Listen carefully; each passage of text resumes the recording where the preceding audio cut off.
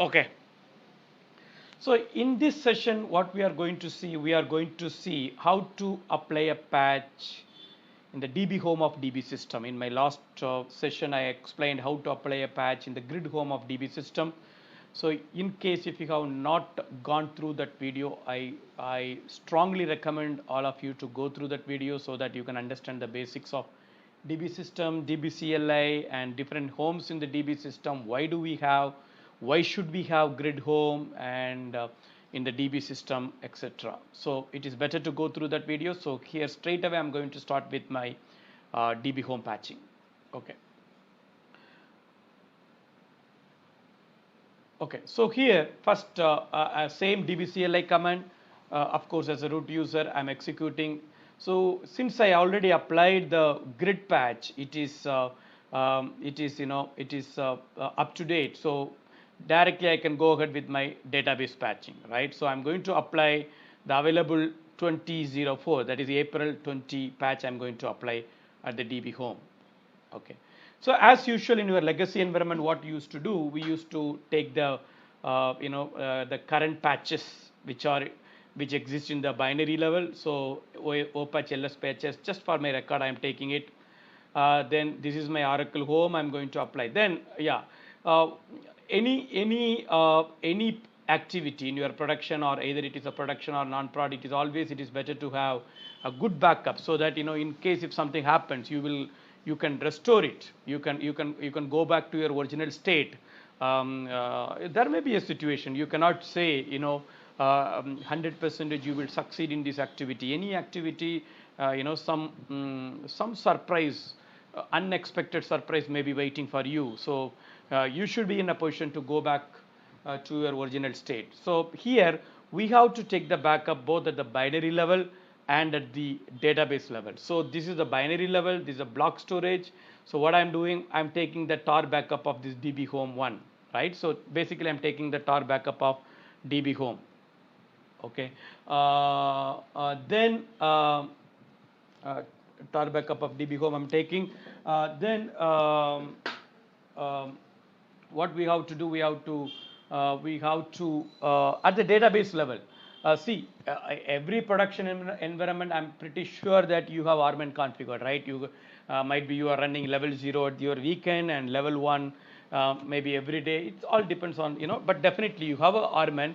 You can restore your database using Armen, but that is not the recommended way to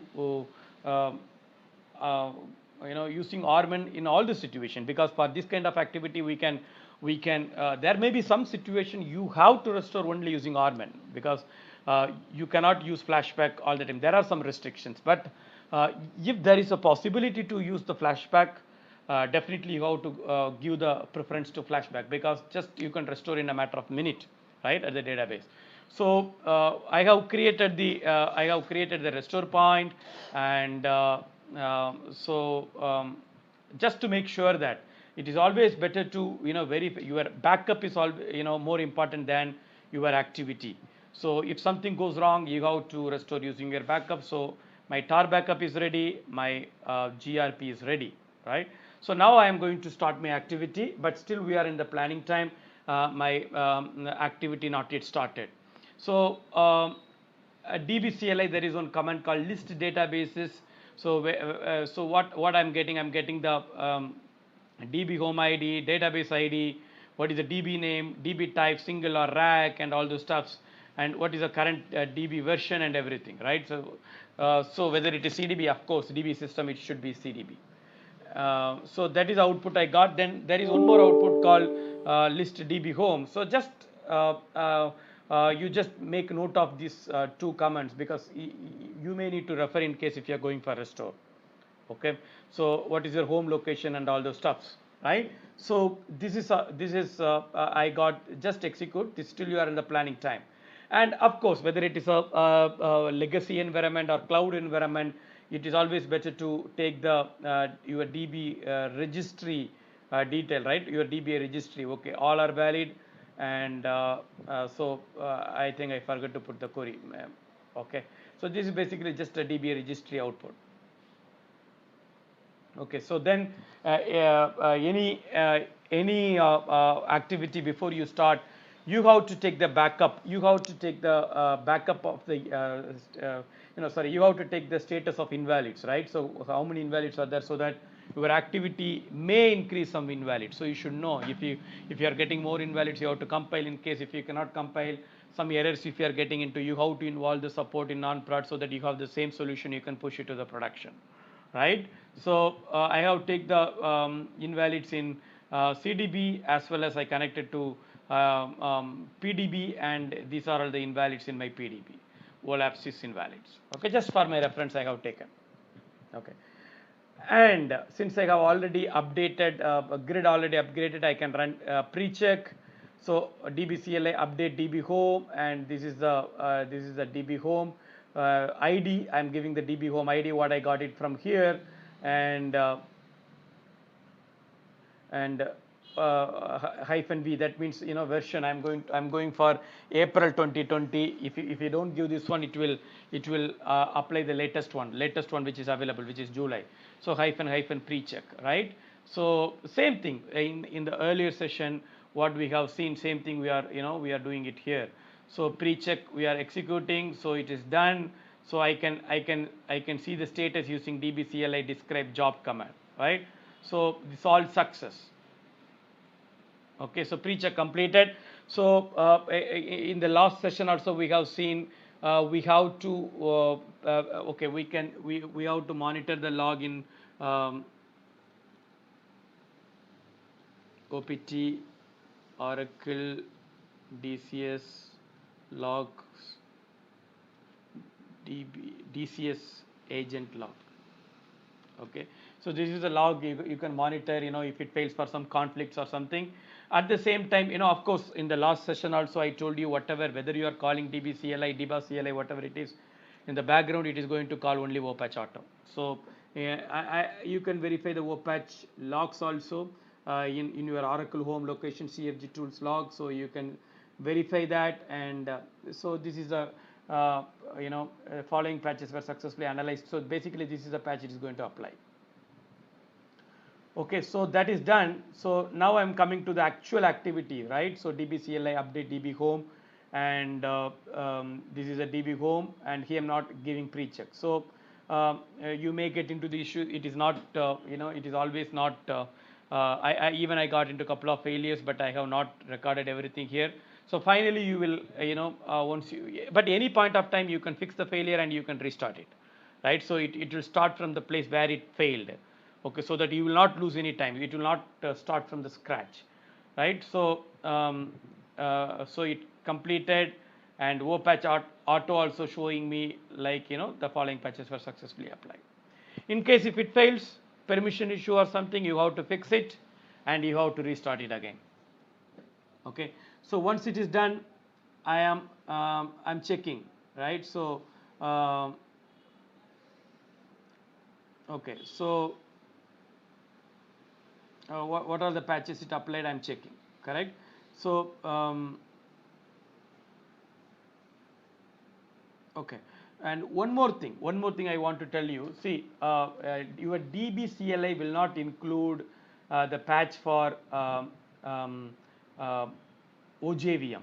Your DBCLI will include only OCW and database bundle patches, but most of the applications are now Java enabled. Your EBIS application, your Fusion middleware applications, or your PeopleSoft applications. So any databases related to these applications are Java enabled. So it is mandatory to apply the OJVM patch, right? So it is mandatory to apply the OJVM patch. So how to apply the OJVM patch? As I told you, your DBCLI will not include OJVM. So you have to just apply using OPatch apply.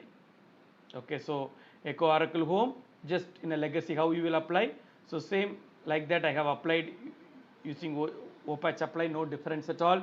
So here, that's the reason I'm seeing OJVM deep dive. But after applying DBCLI, if you give OPatch LS patches, you don't see this one. You will see only the old version of OJVM. Since I have manually applied OJVM, you are seeing this. So OJVM patch, you have to just how you will apply in the legacy environment. You will download and you will upload it, right? You will apply it, right? The same method you have to use it here. Okay. Okay. So yeah. So I would say before applying OJVM, you have to, this step should come here. By mistake I put it here. So before you apply the OJVM, that is yes. When you are applying OJVM, your database should be down, right? And then you are starting up the, now see, any database patch, if it is a 12202, you will sorry, if it is 12102 and above, you will simply call data patch verbose. But if it is a 11204 database, you will call cat bundle psu post install.sql and all those stuffs. Since it is a 12102, I have to run data patch verbose. So startup upgrade. Okay, so once you give startup upgrade, my PDB seed is in migrate state, and I have to open my PDB also in a migrate state. So alter pluggable database test open upgrade. Okay. So I have opened it, and so show PDBs, it is showing migrates. In case if you want, if you want to know more about this PDB CDB, we can have one more session on that. Okay, so now I have opened the PDB, and both PDB and PDB stayed in migrate status. So you have to set the Oracle unique name. And in the last session also I have shown you how to get the Oracle unique name, connect as DBA and show parameter DB unique name, right? So you will get the unique name. So just set it Oracle unique name ORCL test, then run data patch verbose.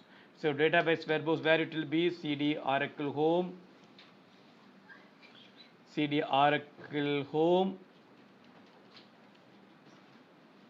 opatch. Okay, so you will see it here, and so you can run data patch verbose. Yeah, I am calling it directly here. Yeah, so it will be data patch verbose. So it will give you, okay, so first time you see, so you should be careful, right? So when you are most of the DBA, they missed it. They feel like everything success, so they missed. But here if you see, there are two failures, right? So one failure is this one. It is when it's trying to roll back PDB seed with the errors it completed, and another one is also this one, CDB root also it completed with error. So I have to fix it. So I have a solution. So to fix those errors, CDB, okay, this is one of the note I got it. So go to Oracle Home RDBMS admin. There is one package, copy to this wherever it failed, right? So it failed on yeah, for this direct hit is there, so 2936685. So this place you have to copy. Okay, just copy, then run data patch verbose. So now two failures happen, so those two are completed successfully now. Yeah, now so once it completes successfully, you will get the once it gets, yeah, these two are success, right? So totally two patches installed. So it will not install remaining patches. Totally two patches installed. So success, right? So once you done, just execute data patch prereq. So you should, the expected output is like nothing to roll back, nothing to apply, correct? So you should not get any nothing to roll back, nothing to apply. So now if you see my my list database output shows 2004 and describe component shows both are up to date. Okay, so this is same, almost same like how to apply the patches in the grid home, but in the grid home we don't apply the patch in the grid home. We don't run data patch verbose, but here we have to run data patch verbose. If it is 11204, you have to run cat bundle psu post install.sql. Otherwise, almost everything same. Okay, but in case I have encountered a situation, you may land up in a situation to restore. So how to restore? So if you want to know that, we can have one more session on that. How to restore from the failure. You can provide your inputs in the comment section if you want. So I can give you tell you how to restore in a DB system. right? It is same, it is same like legacy, but there are more steps you should do, so that you know your DBCLI always shows the proper input. Okay, so that's all. If you want, if you guys are doing some DB system patching, if you are getting into issue, feel free to update in the comment section, and I can help you on that. Thank you so much. We will catch up in the next video. Bye.